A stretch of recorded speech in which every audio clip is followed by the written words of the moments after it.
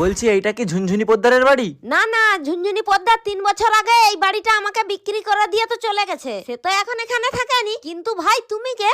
ঝুনঝুনি পোদ্দারের নামে একটা পার্সেল ছিল, পার্সেল দিতে আসছি আমি। আসলে আমার নামই ঝুনঝুনি পোদ্দার। আসলে আমি ভাবছিলাম তুমি কিস্তিওয়ালা, লোনের টাকা আনতে আসছো। আচ্ছা, তুমি পরের জন্মে কোন প্রাণী হয়ে জন্মাতে চাও? কুকুর। ও, তার মানে তুমি তোমার জীবনের কোনো পরিবর্তনই চাও না। এ স্বামী না, স্বামীর তো নাম ধরে ডাকা যাইবে না। দাদা শ্বশুরে বলছে স্বামীর নাম ধরে ডাকলে হেলে বলে অমঙ্গল হয়। তাইলে কি কইয়া ডাকবো, কি কইয়া ডাকবো, কি পাইছি।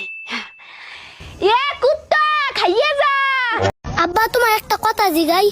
কি কথা আব্বা? জিগাও। আব্বা তুমি আঙ্গর আম্মারে কি দেখে বিয়া করছিলা?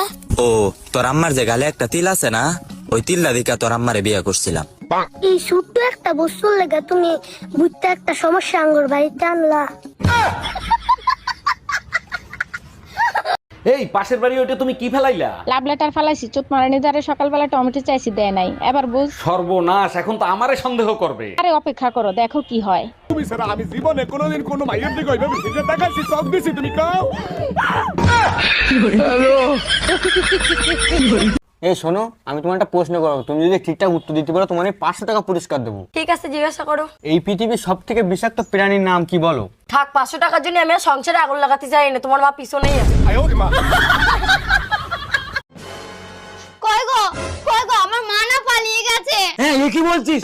তোর মা পালিয়ে গিয়েছে? আমি জানতাম তোর মা একটা চরিত্রহীন, দেখলেই বোঝা যায়। আহে চুপ কর, চুপ কর, বেশি মহান সাজি না। তোর বাপের সাথেই পালিয়ে গেছে। আরে ধুর বেটা, তোর বউর থেকে আমার বউ লাখ গুণে সুন্দর। আর আমার বউর হাতের রান্না মধু মধু, একবার যে খাইবে আঙ্গুল চাটতে থাকবে। আজ গর্বে বুকটা ভরে গেল। তুমি তোমার বন্ধু বান্ধবের কাছেও আমার প্রশংসা করো। এখন তুমি কি বলতে চাও? তোমার জন্য এখন বন্ধু বান্ধবের কাছেও বেজ্জতি হবো?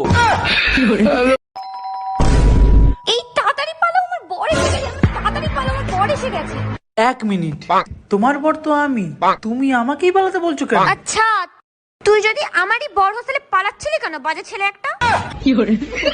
আজ 5 বছর পর আমার স্বামী বিদেশ থেকে ঘরে ফিরবে।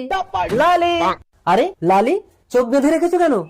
তুমি যেদিন থেকে বাইরে গেছো আমি সেদিন থেকেই চোখ বন্ধ করে রেখেছি। তার মানে 5 বছর চোখ বন্ধ করে রেখেছো? কিন্তু কেন লালি? স্ত্রীর চোখ শুধু স্বামীকেই দেখার জন্য। এই চোখ দিয়ে অন্য পুরুষকে দেখাটা যে পাপ। আরে পাগলি, স্বামীকে যদি মন থেকে ভালোবাসো, অন্য পুরুষকে দেখলেই বাকি। না, অন্য পুরুষকে দেখলে আমার সারা গা হাত পা কিরম একটা হয়।